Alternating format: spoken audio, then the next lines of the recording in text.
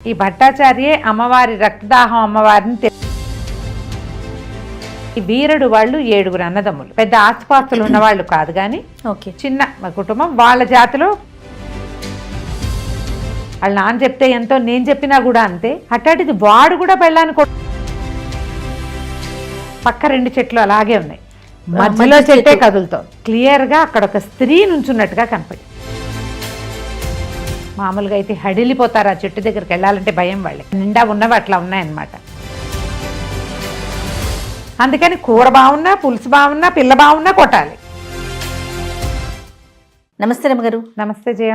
ఏదైనా మంచి కథ చెప్తారండి? చెప్తాను జయ. మొన్న ఒక రక్తదాహం అమ్మవారి కథ చెప్పుకున్నాం కదా కదా. అవును. దానికి ప్రిఫిక్స్ సఫిక్స్ కొన్ని కొత్త కథలు ప్లాన్ చేశాను. ఓకే.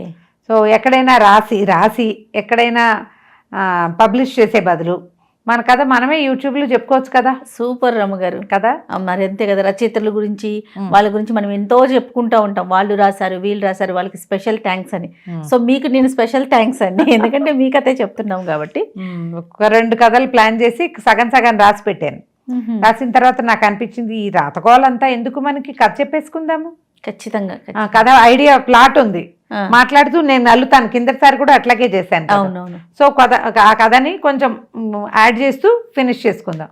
కొంచెం పెద్ద కథ వచ్చినా నువ్వేమనకూడదు, ఇంత కథ చెప్పారు, ఇంత టైం తీసుకున్నారు అనకూడదు. లేటెస్ట్ కథలా ఓల్డ్ ఎలా ఉన్నాయి? జస్ట్ ఫ్రెష్ కథ. కథల్లో పేర్లు పెట్టేటప్పుడు కొంచెం మా పేర్లన్నీ పెట్టండి.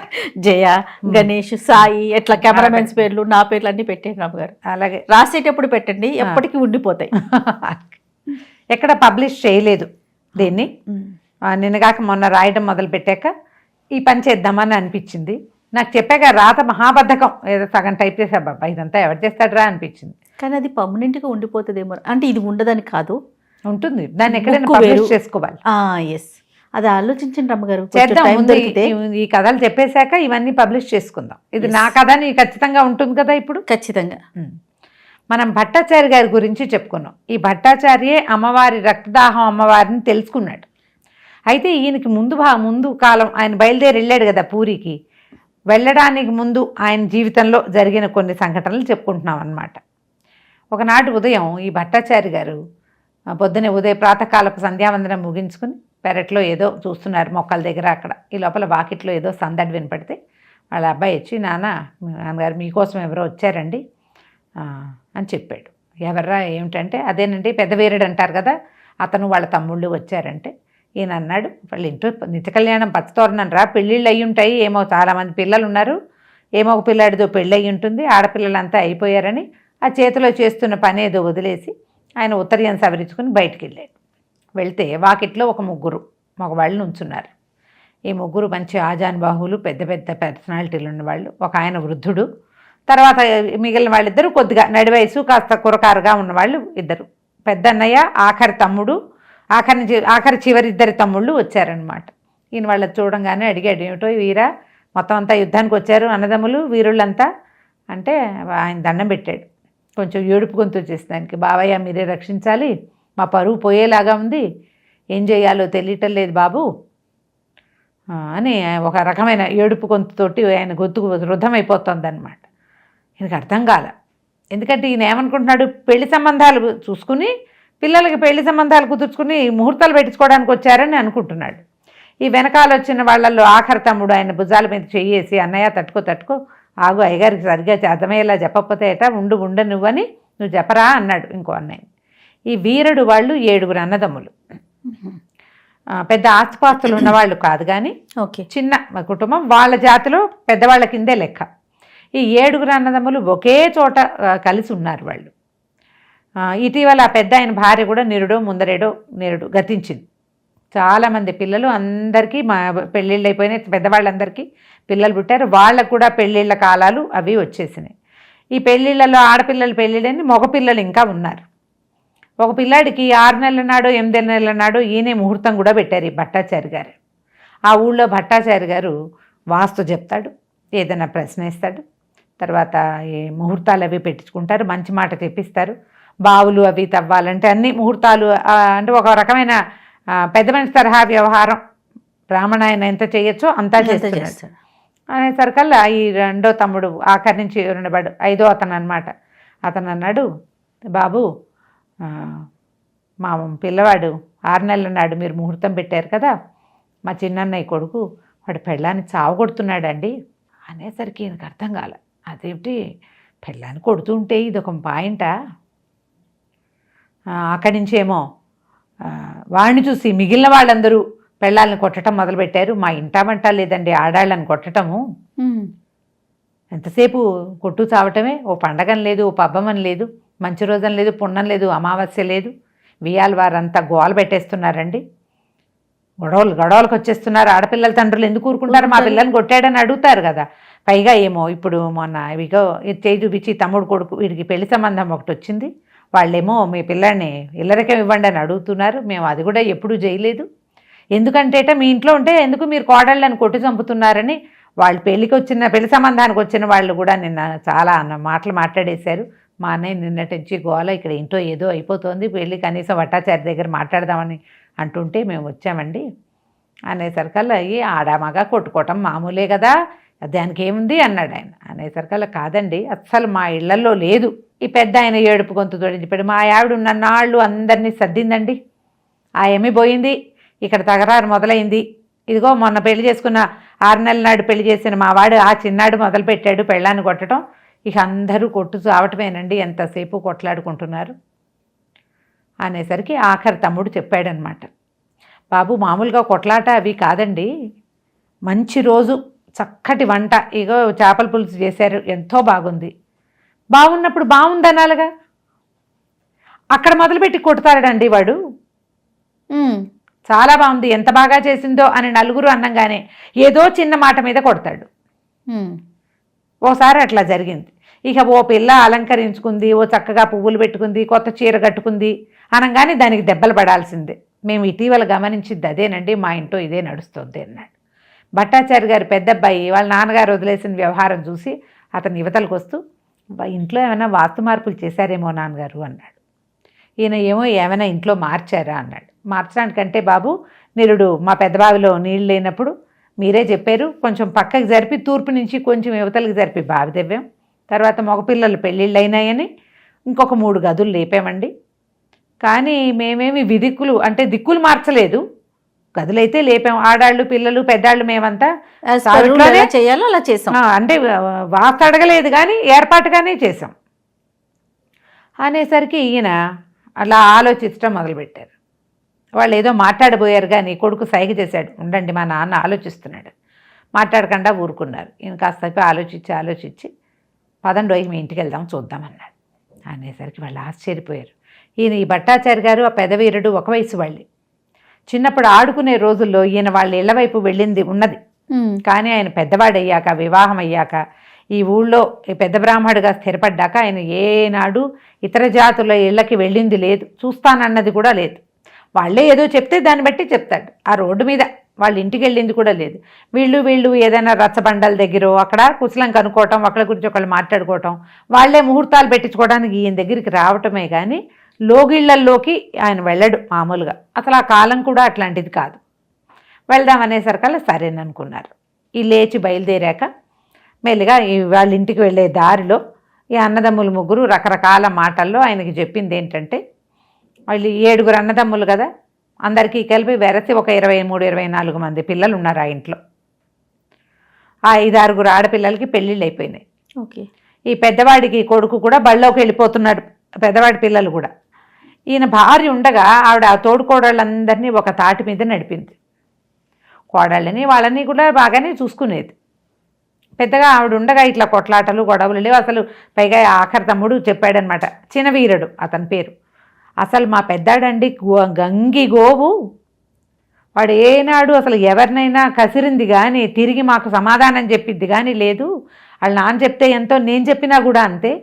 అట్లాంటిది వాడు కూడా పెళ్ళాన్ని కొడుతున్నాడండి, 10-12 ఏళ్ళు అయిపోయింది పెళ్ళయ్యి.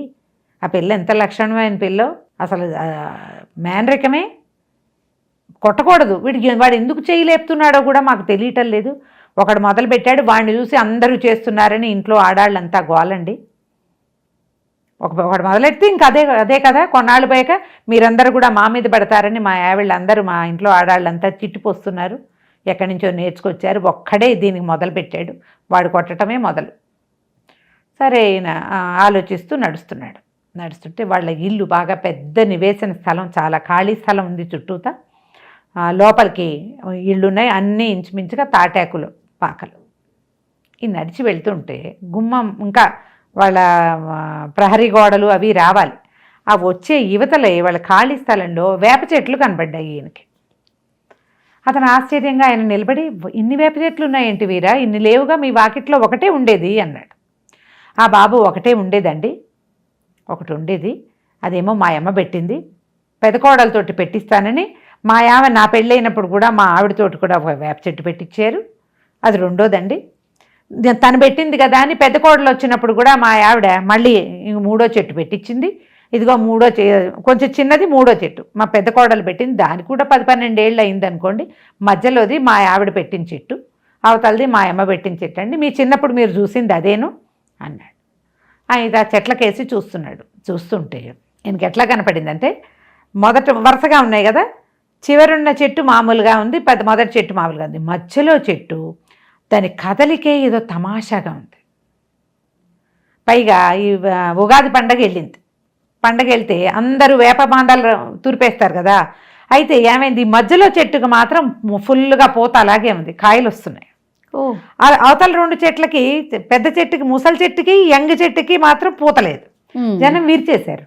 ఈయన అట సానుకూలంగా చూసిన తర్వాత ఆయన ఏమన్నాడు, అదేమిటో ఈ 2 వేప చెట్లకి పూత గీత ఏమి లేదు, మొన్న పండక్కి విరిచేసినట్టున్నారు, మధ్యలో దాని పూత బ్రహ్మాండంగా ఉందే, అది ముట్టుకోలేదు, మీ ఆవిడదనే అన్నాడు. అనేసరికల్లా, కాదండి బాబు, దాని నిండా తేనెటీగలు, తర్వాత ఏమో ఇవి ఏమంటారు వాటిని, కందిరీగలు ఉండండి, దగ్గరికి రానిదండి ఆ చెట్టు అన్నాడు. ఈయన కింద నుంచి ఒక రాయి తీసి చెట్టుకేసి విసిరేసరికల్లా చెట్టు ఎట్లా రియాక్ట్ అయిందంటే, తేనెటీగలు రావాలి కదా, చెట్టు కూడా రెమ్మలు విసురుతోంది అనిపించింది ఆయనకి. మామూలుగా తేనె పట్టుందనుకో, ఆ చెట్టు మీద పడంగానే జుమ్ అని శబ్దం మొదలవుతుంది, తర్వాత తేనెటీగలు ఇట్లా వస్తాయి బయటికి, కందిరీగలు కూడా తిరుగుతున్నాయి. ఈయన అదే పనిగా చూశాడు. సరే, వీళ్ళ వేప చెట్లు దాటాక గుమ్మాల లోపలికి వెళ్ళేసరికి అయ్యగారు వచ్చారని వాళ్ళు ఏవో ఇది తీసుకొచ్చి, ఒక నొలక మంచం లాంటిది ఏదో తీసుకొచ్చి వేశారు. ఈయన అటు ఇటు అంతా చూశాడు, అంతా బాగానే ఉంది. ఒక్కో కుర్రాడు వచ్చి దండాలు పెట్టారు.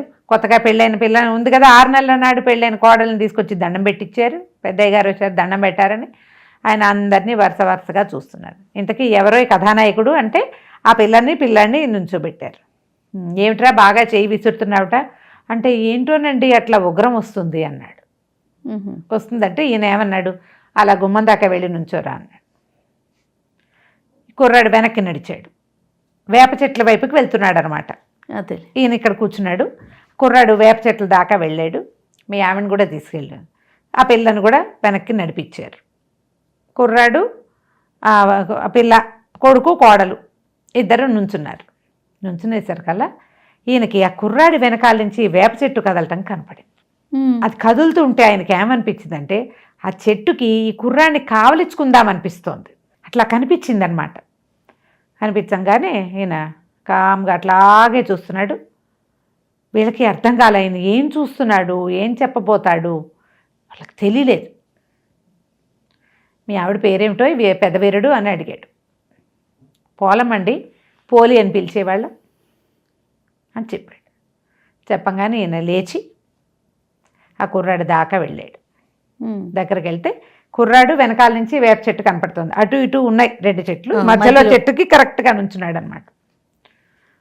నుంచుని, ఏంటి పోలి, కొడుకును వదలలేకపోతున్నావా అన్నాడు. అంతా నిర్ఘాంతపోయారు. వాళ్ళ ఇళ్లల్లో పెద్దవాళ్ళు ఎవరైనా చనిపోతే చాలా విశేషంగా సేవించి పంపిస్తారు. ఏవైనా ఉండే అవకాశం అసలు లేదని వాళ్ళ నమ్మకం. అదేలే, ఎప్పుడైతే పోలి అన్నాడో ఆడవాళ్ళంతా తెల్లబోయారు. వాళ్ళల్లో కొంతమందికి అనుమానంగా ఉంది, ఇదేదో చేష్టేమోనని. ఒకళ్ళ మొహాలు ఒకళ్ళు చూసుకున్నారు, ఒకవాళ్ళు తెల్లబోయారు,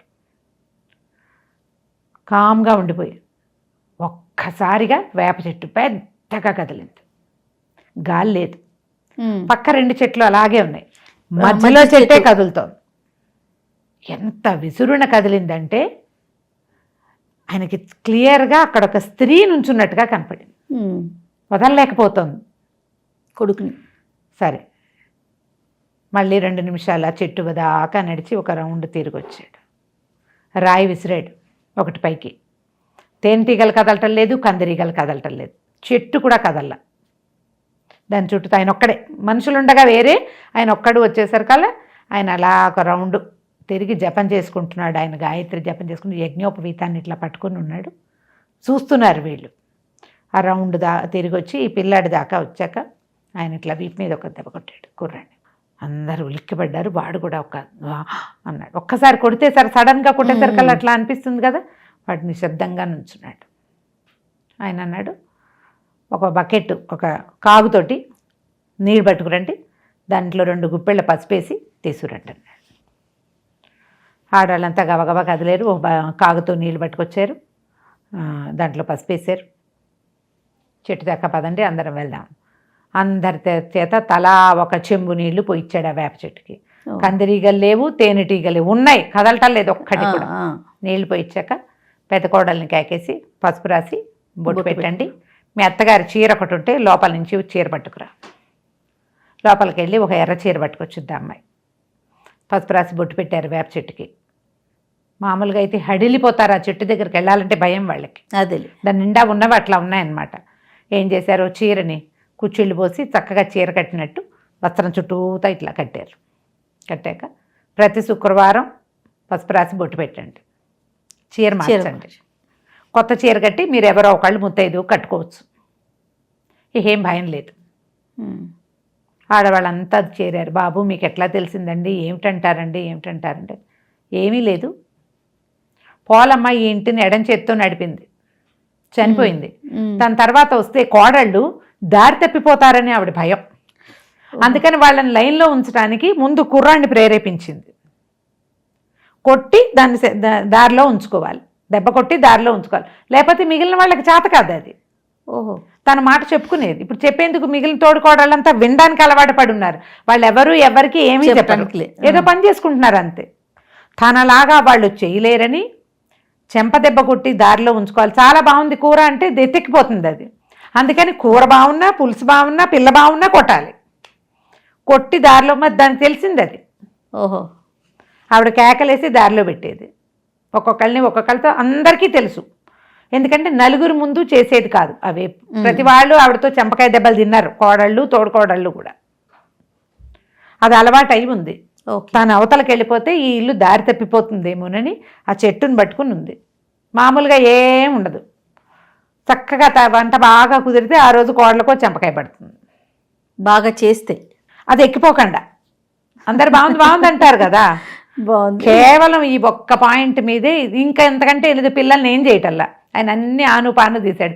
పిల్లల్ని ఏం చేయదు, తోడుకోడళ్ళని ఏమందు, మరుదుల్ని ఏమందు, కోడళ్ళ మీదే ఉంటుంది. అది కూడా వంట బాగా చేసేది, చక్కగా అలంకరించుకునేది. అంటే మొగుడిని దారిలో పెట్టేసుకుంటుంది అది అని పెట్టేసుకుంటుందేమోనని ఆ ఆత్రం అణుచుకోలేక ఇక్కడ నిలబడింది. ఓహో, ఈ చీర కట్టేసరికల్లా చల్లగా తప్పుకుంది. ఈ చెట్టుకి పూజ చేయండి, అన్నీ సరిపోతాయి, ఏం పర్వాలేదు అన్నాడు. ఆయన చెట్టులో ఆ స్త్రీని చూసాడు. ఎప్పుడైతే చూసాడో వెంటనే కామ్ అయిపోయింది. తెలుసుకుంది తనేం చెప్పదలుచుకుందో, ఆవిడ ఉద్దేశం ఏమిటి అనేది కుటుంబానికి తెలిసిపోయింది. నేను చెప్పేశాడు. అవును, అందుకని దారిలో పెట్టుకోండి. ఇప్పుడు పెద్దవాళ్ళు ఈవిడ తర్వాత కోడలు ఉంది కదా, ఆవిడ మొత్తం ఈ గుత్తాధిపత్యం ఆవిడ తీసుకోవాలి ఈ ఇంటి మీద. ఆవిడ పిల్లల్ని దారిలో పెట్టుకుంటే ఈవిడికి ఏం అభ్యంతరం లేదు. ఓకే, ఆయన చెప్తాడు. ఆవిడ పోయాకే మా ఇంటికి సమస్య వచ్చింది. ఆమె ఉన్నన్నాళ్ళు కొట్టుకుని చచ్చేవాళ్ళు, కానీ ఎవరికి తెలిసేది కాదు. ఇప్పుడు ఇది తగాదాలు అయిపోయింది.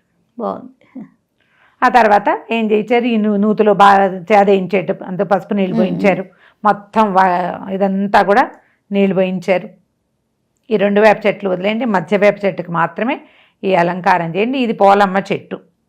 అప్పటి నుంచి ఇక తరాల వెంబడి పోలమ్మ చెట్టుకి పూజ చేసుకుంటూ వాళ్ళు ఎన్ని తరాలు కలిసి ఉన్నారు. చాలా బాగుంది రమ్మగారు. కాకంచికి మనం ఇంటికి చాలా చాలా చాలా బాగుంది. అంటే ఊహించిన మలుపులు చాలా బాగుంది రమ్మగారు. నమస్తే. నమస్తే జయ. And for more videos, Please subscribe to iDream. Please subscribe to iDream. Please subscribe iDream. And please subscribe to iDream. For more videos, subscribe to iDream. please like, share and subscribe to the channel.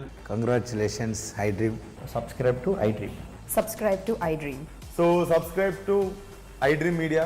iDream ki iDream team andarki huge congratulations. Please subscribe iDream Media. Please subscribe to iDream. Subscribe iDream. Please subscribe to iDream. iDream అంటే నా కళల ఛానల్ను subscribe చేసుకున్న నోరు తిరుగుతలేదు, మీరైతే గంట గుర్తు కొట్టండి. For more such videos, please subscribe to iDream.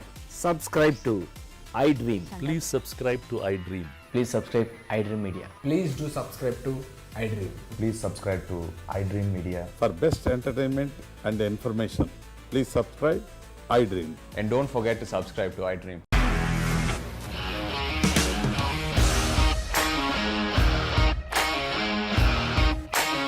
ఇండస్ట్రీలో కమిట్మెంట్ ఇష్యూస్ వస్తే నీకు కూడా వచ్చినట్టు మార్నింగ్ తీసుకెళ్ళాలంటే కొట్టి పడేసాడు.